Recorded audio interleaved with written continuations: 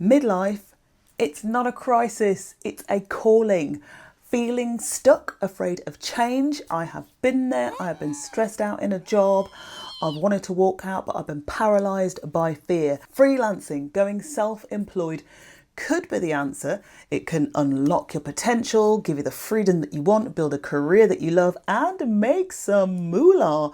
But don't do anything around freelancing until I give you my personal tips on what not to do to make sure that you can flip your script in the way that I have flipped mine.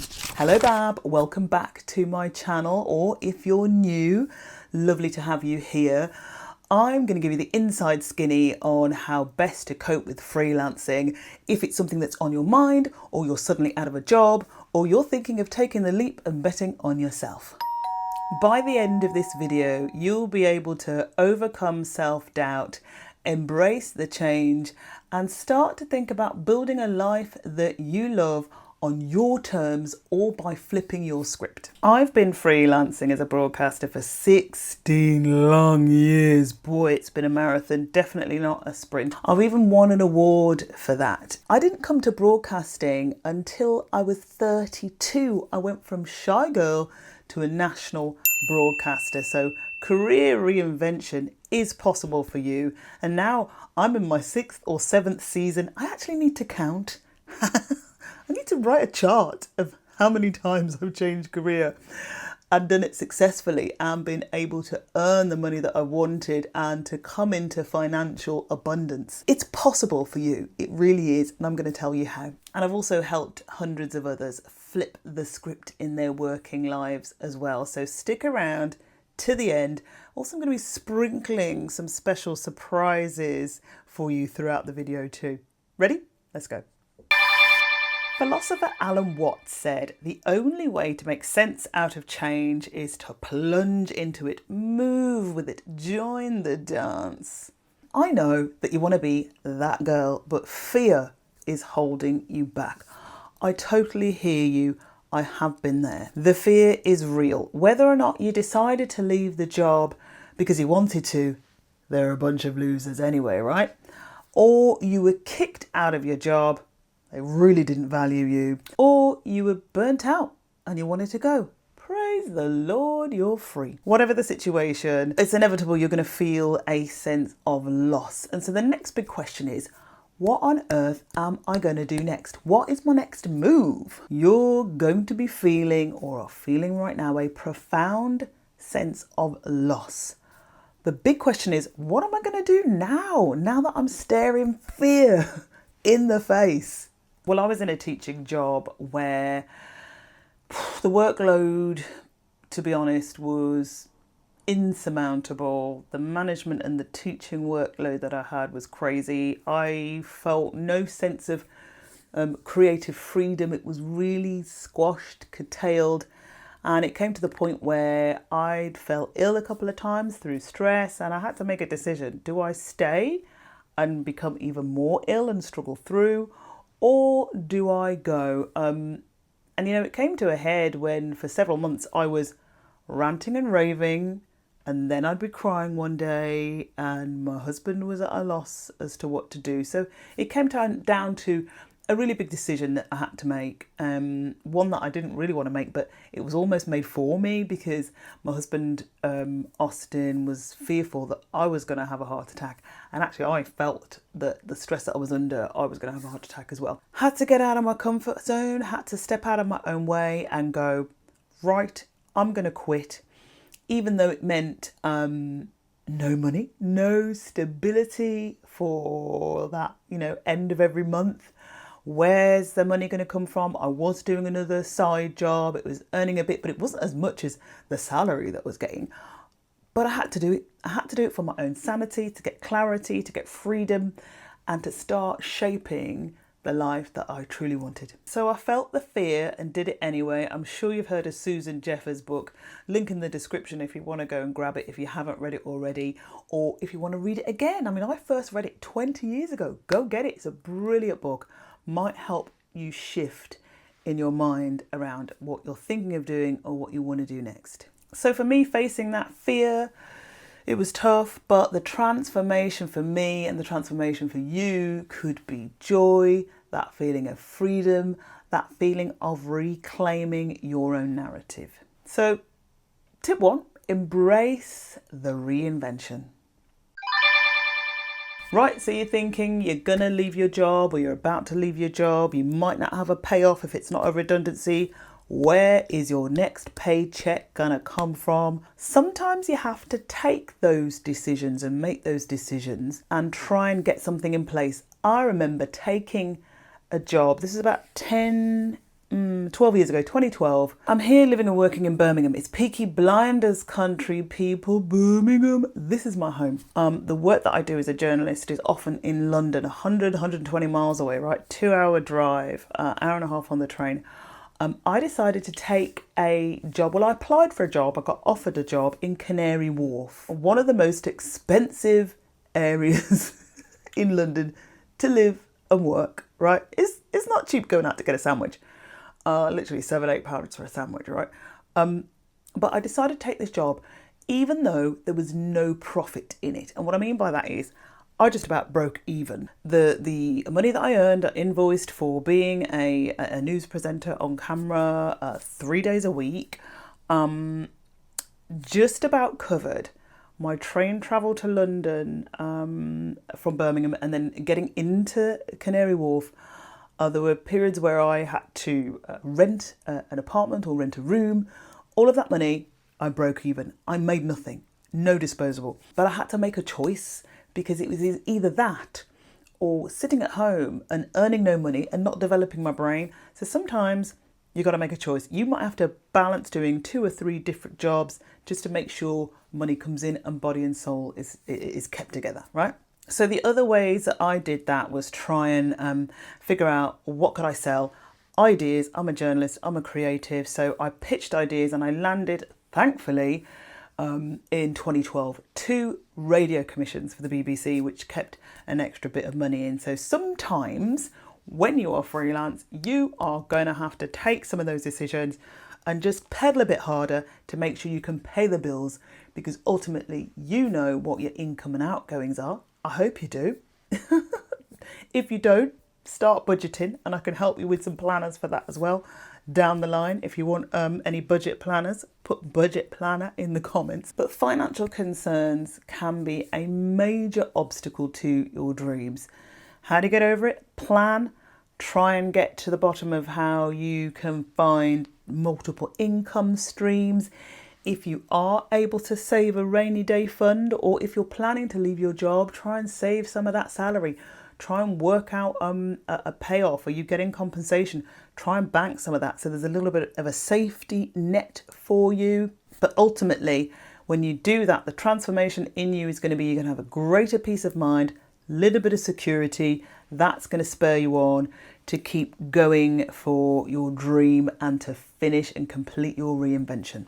My advice is do not ignore those financial concerns. Try and double down on finding ways to be prepared for that financial unpredictability that freelancing brings. Because you know, you do this job, you do that job, you send out the invoice, you put 30 days on it. Nobody gives a damn. They'll pay you 60 days later, they'll pay you 90 days later. Try and do everything you can just to keep your joy. If this video's hit you in your feels, then like, subscribe, hit the notification bell, because there's going to be plenty more for you to binge on. I would love you to share this with your friends, and also tell me in the comments what you like, all right?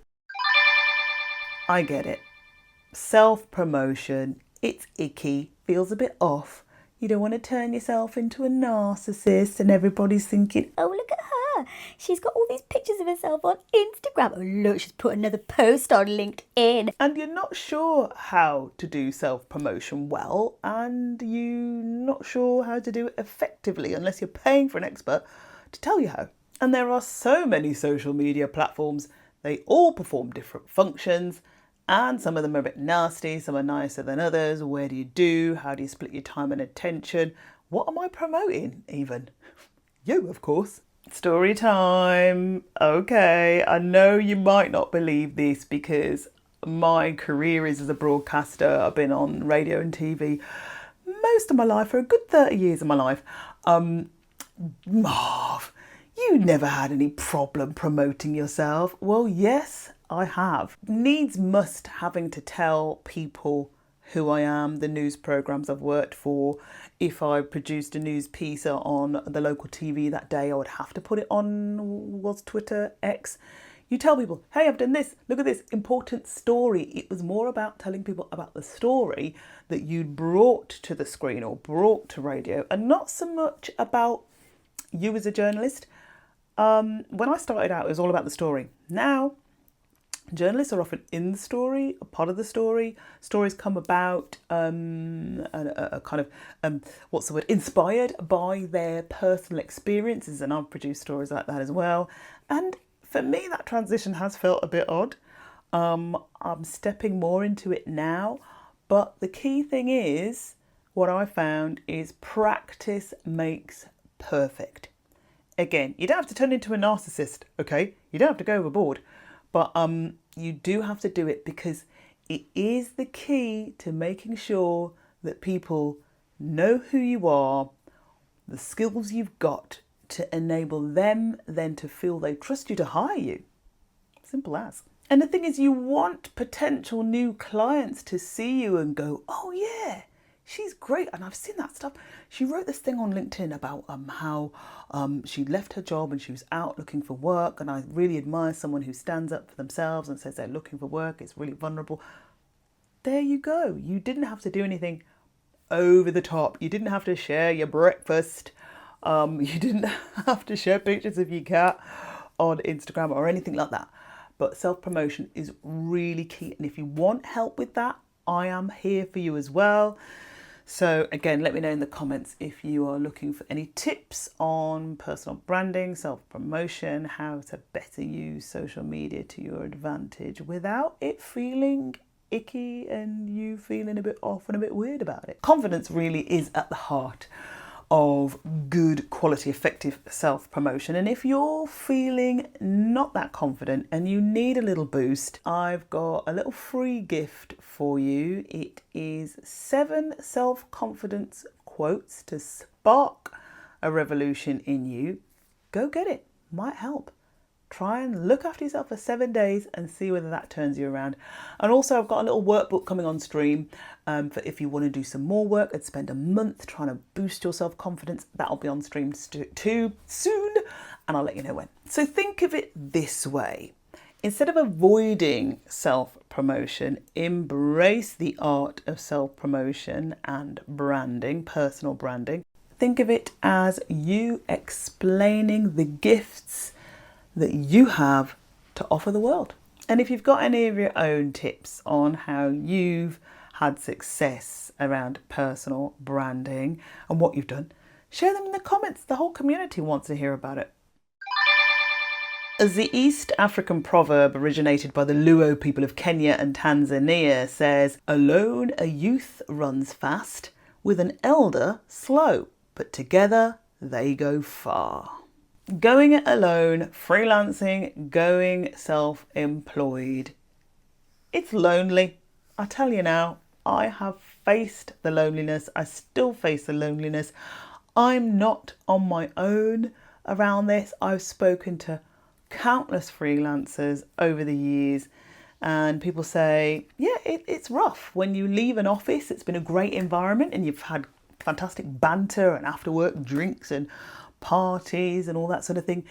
You go from that to nothing, sitting in your office, trying to find work, no one to bounce with. It's kind of a little bit soul destroying. So how do you get around it? The thing is, it's a tough pill to swallow. I've also worked in newsrooms where I've gone in on a contract, not even a contract actually, just been booked for a day. Booked for a day to go and do some work. You walk into the newsroom, everybody else obviously knows each other, and they're looking at you like, who's she? Oh, well, she's the one covering for Mary today, or... People don't talk to you.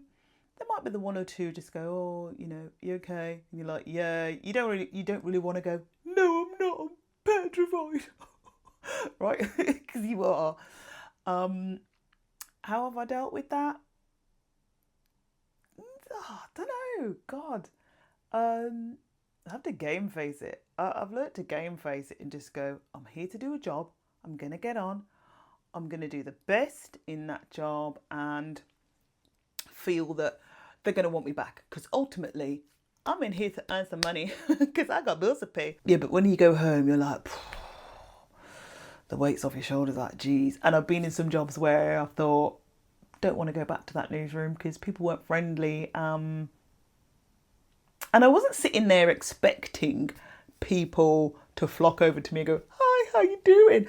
I did go around and try and ask people, can I do anything to help, or what should I do next, or what are you working on, kind of thing. But again, it comes down to confidence as well. So, I really had to dig deep to find a confidence in doing that. Problem is, of course, loneliness does hinder your sense of optimism. It hinders your sense of reality. You kind of feel a bit down in yourself because you're like, ugh, right, I'm here again, wake up again. I did Monday, did Tuesday, still scrabbling around for work. What is the solution? Well, look for networking events. I know everybody hates the word. I know everybody hates the word. I know you hate the word, but it's meeting real people. If you're sat at your laptop all day, 5 days a week, you're going to need to speak to somebody, right? Otherwise, you are literally going to be speaking to your mug. Hello, mug. How are you? Yes, you're going to be talking to your cat, your dog. You're not going to get any answers. But seriously, I've been to networking events, business networking events. The fear of God has been put on me because I've never been a fan of going into a room where I don't know anybody. But once someone said to me, I can't remember who it was, but they said, treat it like you're meeting new friends. Don't think about it as trying to get new business, trying to hustle, giving people your business card, showing people your QR code, connect with me on LinkedIn, all that, right? Just go and try and make friends. The win-win for you is you're going to be nurturing a new community. You're going to be nurturing contacts.